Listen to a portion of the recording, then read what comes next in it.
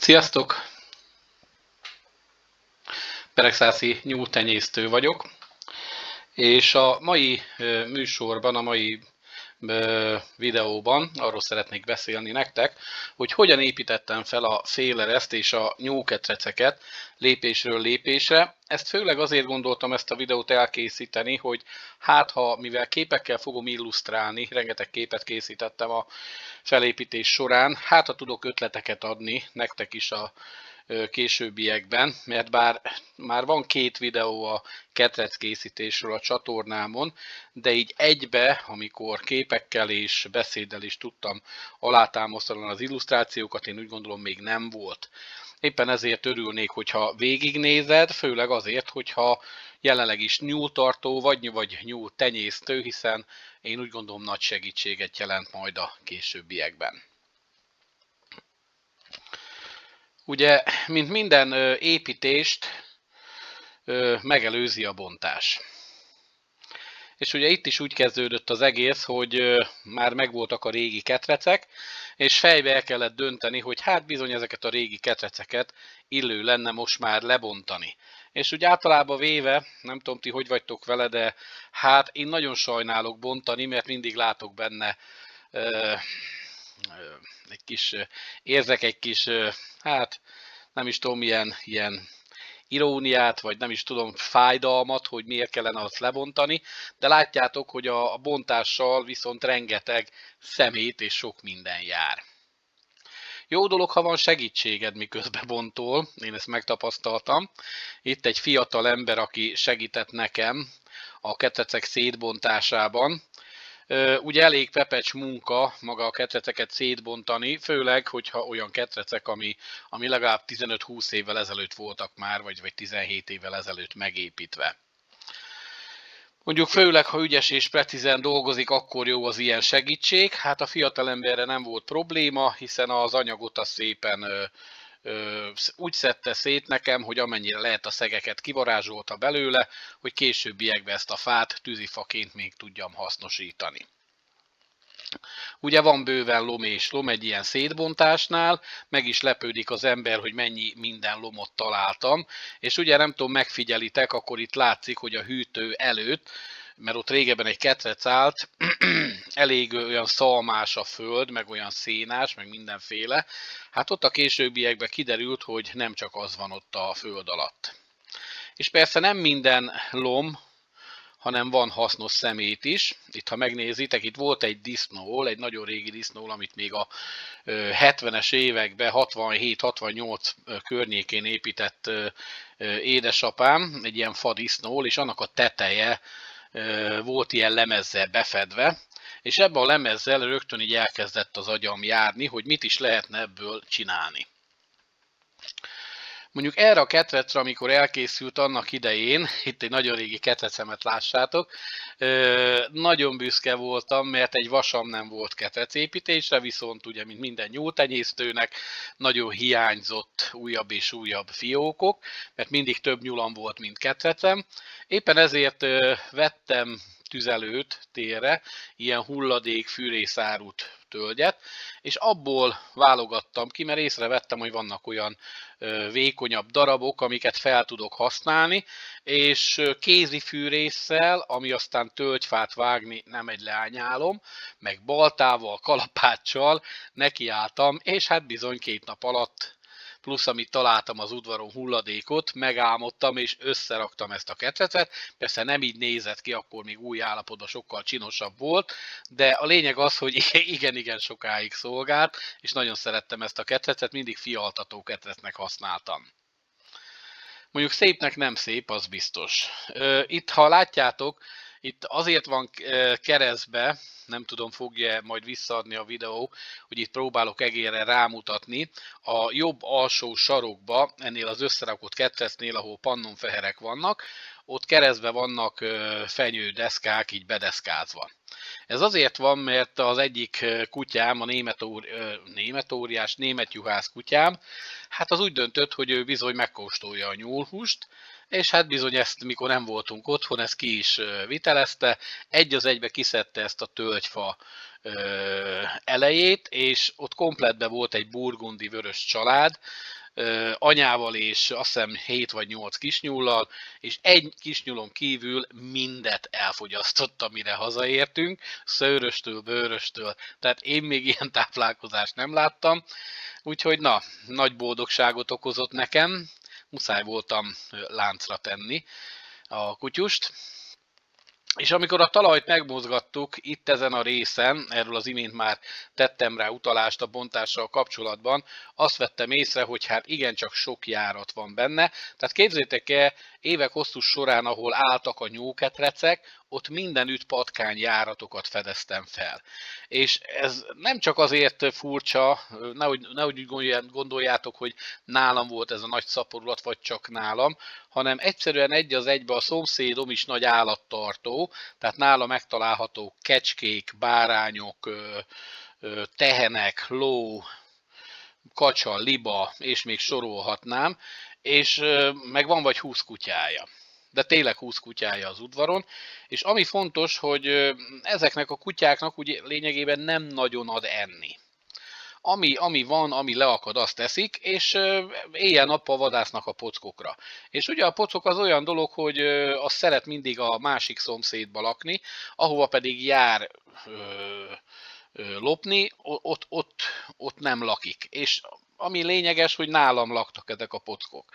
Nagyon sok család. Éppen ezért sokszor nem csak más helyre mentek lopni, hanem a nyulaimat is szerették volna kiszedni a ketrecből, mert ugye a pocok az mindenevő. Nagyon sokat küzdöttem velük, és rengeteget költöttem évek hosszú során pocokméregre, patkányméregre, hogy visszafogjam a populációjukat. Itt van egy spániel kutyus a képen, ugye? Ez a spániel kutyusról tudni kell, hogy ez egy befogadott kutyus volt. 2020-ban, ha jól emlékszek, a Covid idő alatt egy ismerősöm feltett egy képet, hogy kifogadná be, mert elég messze volt tőlünk, ő bevállalt, hogy kocsival elhozza, mert egy idős spániel volt, nekem már volt egy kislány spániel az udvaron, gondoltam, a fiúval összerakom, és milyen jó lesz, csak aztán kiderült, hogy ez a fiú már nem férfi, mert már nagyon idős, és nagyon félénk, mert sajnos nagyon sokat verhették, itt láttam rajta ilyen különböző nyomokat is a veréssel kapcsolatosan. Éppen ezért fürdetni nem nagyon tudtuk, nem engedte a szőrét visszavágni, ha meglátott egy ollót a kezembe, már harapott, és hát amennyire tudtam, tisztítgattam, de viszont nagyon-nagyon hűséges volt, és nagyon-nagyon szeretett. Sajnos tavaly elpusztult, úgyhogy lényegében 3 évet volt nálunk, de legalább ez a 3 év boldog 3 év volt a számára, aminek nagyon örülök, és hát annyi butaságot csinált, mindig belenyomta a fejét, volt az udvaron nekem mindig kikészítve egy 20 literes vödörbe víz, és általában mindig belenyomta a fejét teljesen, úgy hűtötte magát. Na most itt van még 2 ketrec, így érdekesség, vagy sőt 3 ketrecet is láttok, és ha megfigyelitek, ezek mind limlomból készültek, de mondanom sem kell, és ugye az első, hogy hogyan kezdjünk el nyulászkodni, ott elmondtam nektek, hogy akik nézték ezt a videómat, hogy hogyan kezdjetek bele, hogy nem az a lényeg, hogy milyen gyönyörű ketreceket tudunk felépíteni.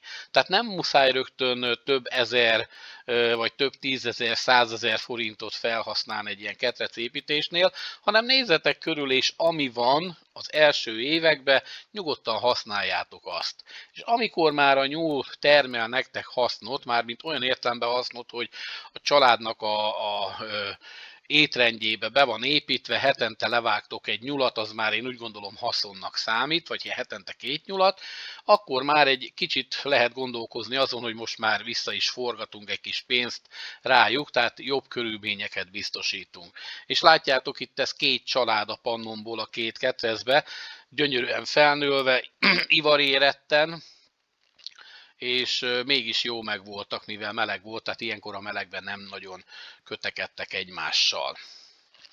És ugye a munka meghozza a gyümölcsét, elég sok időbe telt, míg azt az egész földet átmozgattuk, feltöltöttük, és a többi, de lényeg az, hogy végül megkaptuk ezt a sík területet, És aztán megkezdtük a zsaluzást. Ugye a zsaluzáshoz szintén megmozgattuk ezt a területet, és ahol kellett, ahol úgy éreztük, hogy fel kell szedni, ott felszedtük, ahol fel kellett tölteni, hogy feltöltöttük sóderrel, illetve kavicsokkal, és minden olyan dologgal, amit bele tudtunk tenni az aljába. Aztán ugye be is állítottuk a szintet, hogy az is fontos, hogy meglegyen a szint, hiszen figyelembe kell venni ilyenkor azt is, hogy az udvarnak a többi része hogy is áll, tehát ez ne legyen se feljebb, se lejjebb, hanem megfelelő szinten legyen ez a rész is. És aztán ugye jött a betonozás, ezt nagyon hamar egy délelőtt alatt lebetonoztuk, egy péntek délelőtt volt, és egész hagytuk hétfőig száradni, aztán vagy keddig, talán keddig, azt hiszem 4 napot száradt. Ugye közben megérkezett a faanyag, itt látjátok egyetlen egy olyan szarufa van, amin van egy repedés, de az ki is cserélte a későbbiekben, akitől vásároltam. Nagyon jó minőségű anyagot vettem tőle, bár itt a kép ez nem feltétlen adja azt vissza. Viszont amikor már látni fogjátok, hogy megkezdjük az építkezést, akkor ott már látszik, hogy minőségi az anyag, amiből dolgoztunk. Ugye nem csak fára van szükség egy ilyen felépítésénél, hanem el kellett látogatnom az építkezők boltjába, és különböző ilyen vas, kapocs dolgokat hozzávaló csavarokkal és a többi beszerezni. Hát a sok kis apró műtyűr volt ez, viszont itt csak 2 dolgot fotóztam le, de nem csak 2 műtyűr volt, de vitte a pénzt rendesen, tehát elég sokba kerültek ezek a kis apróságok. Aztán ugye megkezdtük összerakni ezt az egészet.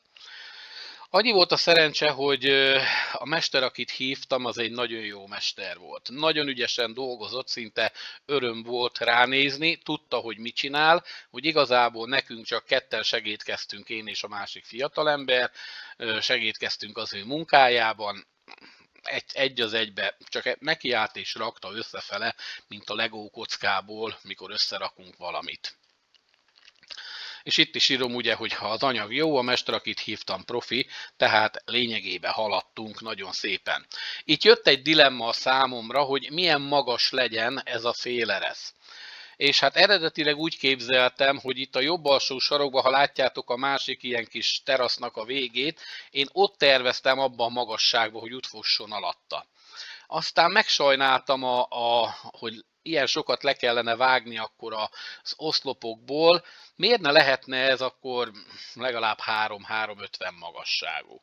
És végül jól döntöttem, hogy kiengedtük erre a 3,50-es magasságra, mert egy nagy, jó légterű területet kaptunk, és csak utólag döbbentem rá, hogy mert nem volt rá bölcsességem, hogy ez lesz a jó megoldás, de pont ugye augusztus volt, és mire befettük, akkor derült ki, hogy ez a magas légtér, ez kellő légmozgást is biztosít, és emiatt nem áll be a levegő, tehát maga az eresz alá. Tehát fontos az, hogy megfelelő magasságba tudjunk felmenni.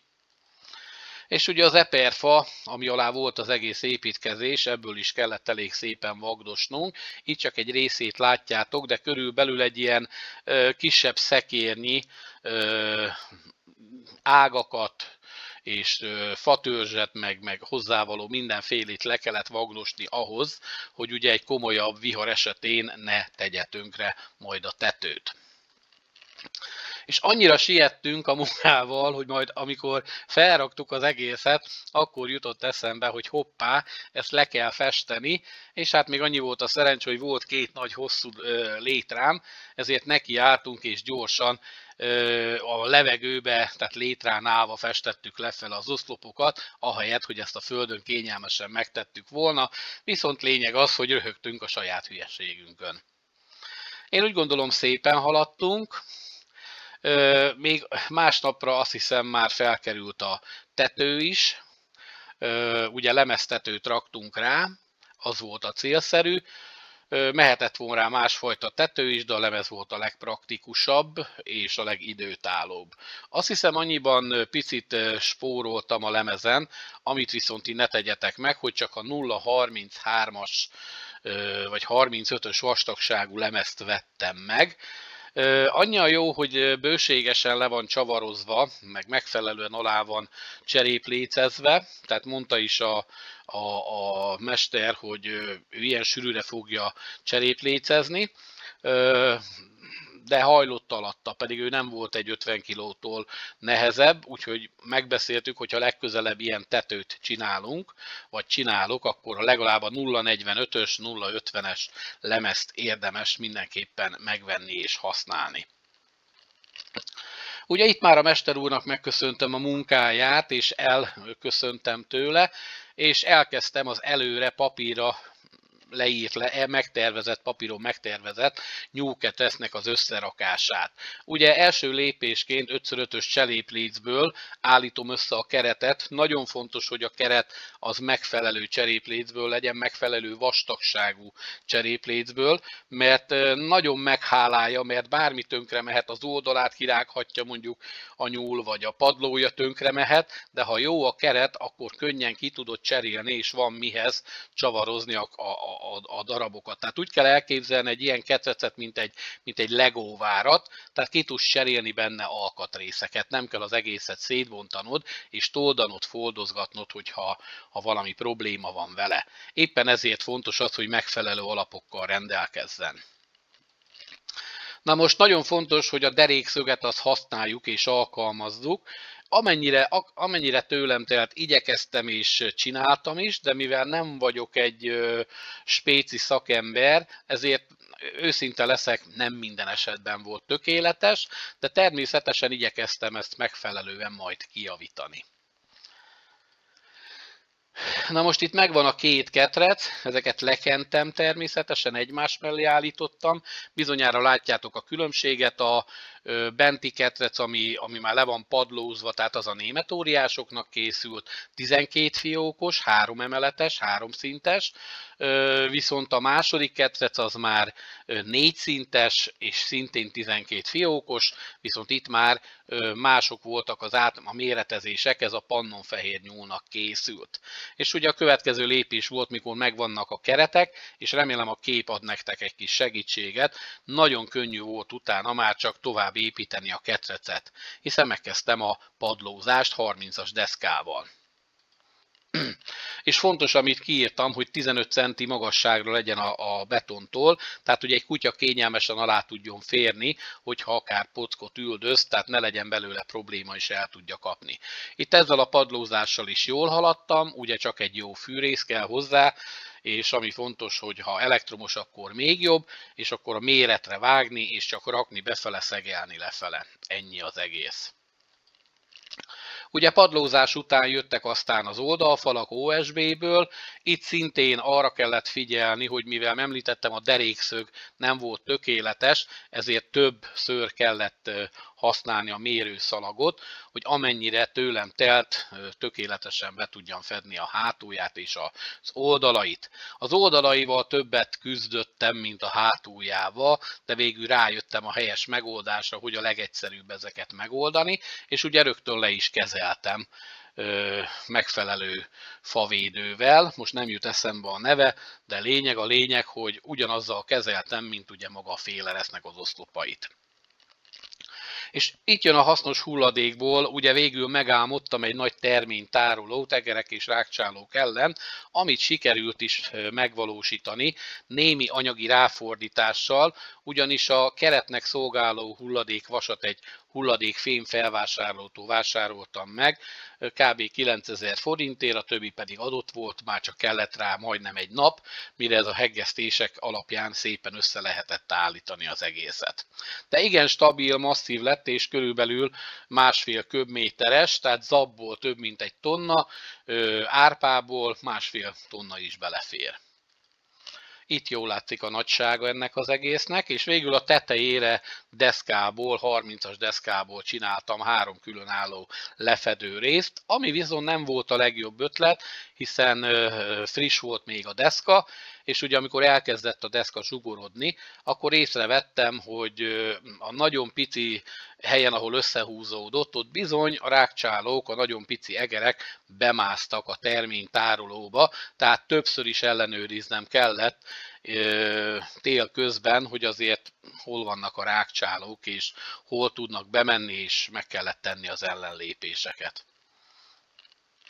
És aztán ugye teleajtót csináltam, ez már 30-as lécből, Nagyon fontos, én mindig teleajtóval gyártom a ketreceket, mert rájöttem, hogy idő szempontjából nekem sokkal egyszerűbb egyszeri nyitásra 3 szinten megtölteni az etetőt, itatót, vagy amire szükségem van, vagy egy takarításkor, és azért is teleajtót csináltam, tehát egyben nyílik az egész ajtó, mint az eleje, tehát ilyen nagyot csinálok, mert sokkal könnyebb a takarítás, mert minden esetben a nyúlketrecnél, hogyha nem ilyen nagy ajtókat terveztem, akkor a sarkokból való nyúl ürülék kitakarítása volt a legnehezebb, és mindig ott gyűlt össze a rengeteg nyúlpisi, oda rakta le a könnyedén a petéjét, ugye a légy, vagy a szúnyog, és éppen ezért itt sokkal könnyebb tisztítani és fertőtleníteni. És ha megnézitek jól a padlózatot, tehát a 30-as deszkát, már szép fekete, ugyanis le volt kezelve, mielőtt beraktam a nyulakat, fáradt olajjal, és aztán mikor vagy 2 napig itta magába a fáradt olajat, ugye amit bekentem ecsettel, utána vettem rossz rongyokat, letöröltem róla, ami a felületén maradt, és legalább 2 alkalommal, tehát 2 hónapon keresztül ezzel a faforgáccsal, ezzel a hulladékforgáccsal almoztam be a nyulaknak, így semmilyen lényegében érintkezésük nem volt, ha volt is egy kis fáradtolaj maradék, azt magába felszívta, úgyhogy de ezáltal a padlót teljesen vízmentessé tettem, lényegében semmilyen pisilevet nem szív magába. Ezt tapasztaltam már évek hosszú során, hogy amit lekentem, még volt olyan ketrecem, amit raklapból csináltam, annak is a padlója kibírt, pedig csak 2 centis deszka volt, de kibírt egy 10-15 évet is mindenféle rohadás nélkül. És ugye elengedhetetlen minden nyúlketrecbe a rágófa betétele, aki nem használ, javaslom, mert 2 okból is nagyon jó. Egyrészt, ha be van téve jól a rágófa, akkor nem fog a nyúl annyit mindenféle szemetet, nyúlkakit és a többit kidobálni a ketrecen kívülre, a rácson keresztül, mert ugye az általában mindig szeret ott ugrálni, szaladgálni, körbe-körbe mozogni. A másik dolog, hogy amikor ott van előtte ez a rágófa, volt olyan, hogy egy pár hét alatt ketté rágta közepen a fognövekedés miatt, tehát folyamatosan nő a foguk, ezért szükségük van mindig, hogy legyen valami előttük. Itt is jól látszik, ez a német óriásoknak való ketrec, ugye az ajtókat azt majd később kentem le a keretet a megfelelő színezékkel. És hát igen, ha valaki feltenné a kérdést, nincs szénazseb, de nem is terveztem tudatosan. Itt már a második ketrec, ugye a fialtató ketrecet építettem, így oldottam meg az elválasztást 20 cm szélességbe. Ez egy pannon fehér nyúlnak tökéletes, és többen kérdezték, hogy azon a pici lyukon befért a nyúl. Igen, azon a pici lyukon befért a nyúl, és ki is jött a nyúl, és ami érdekes, hogy mindig be is rakta télen-nyáron ezt a pici ajtót is, minden olyan belső almot oda vitt, oda rakott, oda nyomkodott be, hogy az tökéletesen, légmentesen le legyen zárva, hogy csak ő, amikor gondol bemegy, akkor az kikaparta, bement, megszoptatta napjába egyszer a kicsiket, és majd csak amikor elérték a kicsik a 3 hetes kort, akkor hagyta nekik már nyitva, és akkor kezdtek lassan átjönni ebbe a ketrecbe, addig ott tartózkodtak. És ugye itt már kész is egy sor, beraktam nekik az etetőket, hiszen itt már várom azt, és mindegyiket, ha megfigyelitek az ajtaján megcímkéztem, várom a fialásokat, hiszen itt már be voltak pároztatva, mivel az építés alatt nem pároztattam egy nyulat se. És így néz ki a fialáshoz előkészített kis ketrecrész.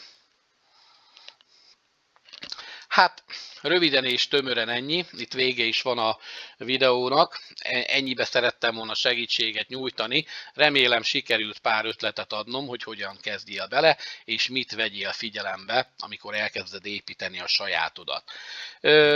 Annyit tudni kell rólam, aki még nem ismer, hogy 2007 óta tartok nyulakat, és 2015 óta tenyésztem is őket. Hát, ha új vagy a csatornámon, és tetszett, amit láttál, vagy hallottál, akkor lájkold a videómat, oszd is meg a barátaiddal, hogy minél többen tudjanak róla, illetve most már megkezdtem angol és francia feliratot is tenni, illetve román feliratot, bocsánat, egyelőre még csak angol és román feliratot a videókhoz, így akár olyan csoportokba is meg tudod osztani, itt főleg a külföldön élő magyaroknak szól ez, akik követnek, mert vannak Erdélyből is, akik szokták nézni a csatornámat, hogy nyugodtan oszták meg, ha megkérhetem őket, akkor román csoportokba is, mert bízok benne, hogy ott is tudok hasznos tanácsot adni az embereknek, és lesz hozzászólásuk a videómhoz, akár ők általuk is tudunk tanulni. Köszönöm szépen a figyelmeteket, további szép napot kívánok, sziasztok!